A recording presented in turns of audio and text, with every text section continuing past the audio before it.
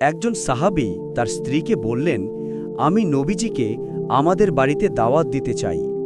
স্ত্রী আনন্দের সাথে সম্মতি দিলেন। সাহাবী একটি দুম্বা জবাই করলেন এবং খাবারের আয়োজন চলছিল। তাদের দুই পুত্রও ঘরে উপস্থিত ছিল। বড় ছেলে তার ছোট ভাইকে বলল, তুমি কি দেখতে চাও আব্বা কিভাবে দুম্বাটি জবাই করেছেন? ছোট ভাই বলল, হ্যাঁ দেখাও। বড় ভাই ছুরি নিয়ে খেলার ছলে ভাইয়ের গলায় আঘাত করে ফেলল। মা হইচই শুনে ছুটে এসে বড় ছেলেকে ধমক দিলেন। ভয়ে সে ছাদে দৌড়ে গিয়ে পড়ে মারা গেল। মায়ের উপর যেন বিপর্যয় নেমে এলো।